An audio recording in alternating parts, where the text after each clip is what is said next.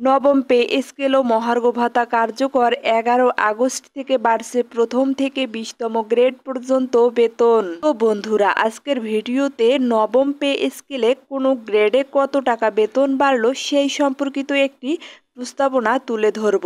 সুতরাং সম্পূর্ণ ভিডিওটি দেখুন এবং মূল আলোচনা যাওয়ার পূর্বে এখনও যারা চ্যানেলটি সাবস্ক্রাইব করেননি এখনই চ্যানেলটি সাবস্ক্রাইব করে বেল বাটনটি অন করে দিন। তো বন্ধুরা, নবম জাতীয় বেতন স্কেল এবং বিশেষ ভাতা বাস্তবায়নের চূড়ান্ত সিদ্ধান্তে এক নতুন অধ্যায়ের সূচনা হচ্ছে বাংলাদেশের সরকারি চাকরিজীবীদের জন্য।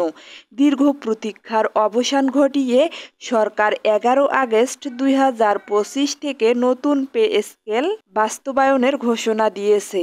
অর্থ মন্ত্রণালয়ের অর্থ বিভাগ ইতিমধ্যেই সংশ্লিষ্ট বিভাগে প্রস্তাব প্রেরণ করেছে এবং গ্যাজেটেও এর উল্লেখ করা হয়েছে।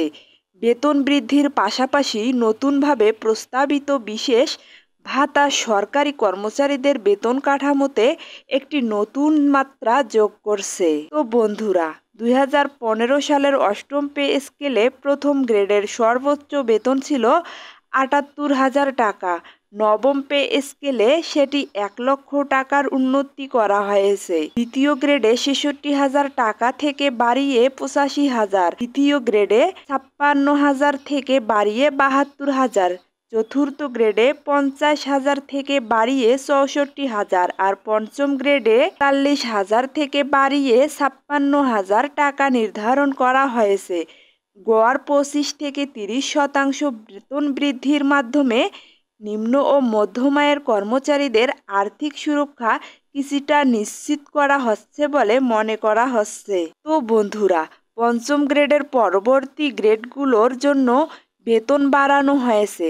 6 নম্বর গ্রেডে যারা রয়েছেন 35,000 টাকা থেকে বাড়িয়ে 48,000 টাকা, সপ্তম গ্রেডে 41,000 টাকা, অষ্টম গ্রেডে 34,000 টাকা আর নবম গ্রেডে 22,000 টাকা থেকে বাড়িয়ে 32,000 টাকা, দশম গ্রেডে 28,000 এবং একাদশ গ্রেডে সেটা 25,000 টাকা করা হয়েছে। ভিডিওটি চলাকালীন এখনও যারা চ্যানেলটি সাবস্ক্রাইব করেননি এখনও চ্যানেলটি সাবস্ক্রাইব করে বেল বাটনটি অন করে দিন। তো বন্ধুরা, এছাড়াও যারা 12তম গ্রেডে রয়েছেন তাদের 14,000 টাকা থেকে বাড়িয়ে 22,500 টাকা, 11তম গ্রেডে 12,500 টাকা থেকে বাড়িয়ে 20,000 টাকা এবং 14তম গ্রেডে যারা রয়েছেন 11,000 টাকা থেকে বাড়িয়ে তারা পাবেন 18,000 টাকা আর 15তম গ্রেডে যারা রয়েছেন তারা 16,500, 16তম গ্রেডে যারা রয়েছেন 15,000 টাকা, 17তম গ্রেডে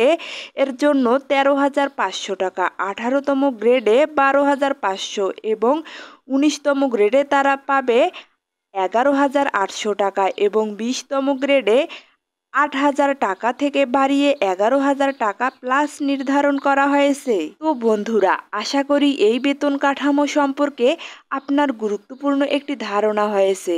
নতুন এই কাঠামোর সঙ্গে যুক্ত হয়েছে একটি বিশেষ ভাতা যা মূলত মহার্ঘ ভাতার একটি বিকল্প রূপ। এই বিশেষ ভাতা প্রথম গ্রেড থেকে নবম গ্রেড পর্যন্ত কর্মচারীদের জন্য মূল বেতনের 10% এবং দশম গ্রেড থেকে 20তম গ্রেড পর্যন্ত 15% হারে নির্ধারণ করা হয়েছে। তবে যেসব কর্মচারী নির্ধারিত হারে ভাতা পাওয়ার পরও 4,000 টাকা কম পান তাদের জন্য সর্বনিম্ন 4,000 টাকা এবং পেনশনভোগীদের জন্য সর্বনিম্ন 1,000 টাকা বিশেষ ভাতা নিশ্চিত করা হয়েছে। বাস্তবায়নের তারিখ নির্ধারণ করা হয়েছে 2025 সালের 11 আগস্ট। তো বন্ধুরা, এই ঘোষণায় সরকারি কর্মচারীদের মধ্যে দেখা গিয়েছে মিশ্র প্রতিক্রিয়া।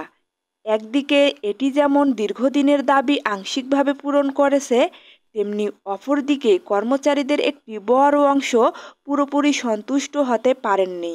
সরকারি কর্মচারী ফেডারেশন, সচিবালয় কর্মচারী অ্যাসোসিয়েশন সহ বিভিন্ন সংগঠন 50% মহার্ঘ ভাতার দাবি জানিয়ে আসছিল। তাদের মতে 10% বা 15% ভাতা বর্তমান বাজার পরিস্থিতির তুলনায় একেবারেই অপ্রতুল। চিকিৎসা, শিক্ষা, বাসা ভাড়া এবং নিত্য প্রয়োজনীয় দ্রব্যের উচ্চ মূল্যের সাথে তাল মেলাতে এই পরিমাণ সহায়ক নয়। ফলে এটি পূর্ণাঙ্গ সমাধান নয় এবং এটি অস্থায়ী সমন্বয় বলে মনে করছেন তারা। তো বন্ধুরা, সরকার অবশ্য কর্মচারীদের আশ্বস্ত করেছে যে এটি হচ্ছে ধাপে ধাপে নবম পে স্কেল বাস্তবায়নের একটি প্রাথমিক ধাপ। স্থায়ী বেতন কাঠামো সংশোধনী কমিটির সুপারিশ অনুযায়ী পুরো সংস্কার বাস্তবায়নের পরিকল্পনা তৈরি হচ্ছে, তবে এখনও সুনির্দিষ্ট রূপরেখা বা সময়সূচি না থাকায় সংশ্লিষ্ট মহলে কিছুটা অনিশ্চয়তা রয়ে গেছে। তো বন্ধুরা, ভিডিওটির এই পর্যায়ে এখন পর্যন্ত যারা চ্যানেলটি সাবস্ক্রাইব করেননি অবশ্যই সাবস্ক্রাইব করে রাখুন। পরবর্তীতে মহার্ঘ ভাতা, বিশেষ সুবিধা এবং নবম পে স্কেলের যে কোনো গুরুত্বপূর্ণ আপডেট আমরা জানিয়ে দিব, তাই অবশ্যই আমাদের সাথে থাকুন সাবস্ক্রাইব করে। আজ এ পর্যন্তই, ধন্যবাদ।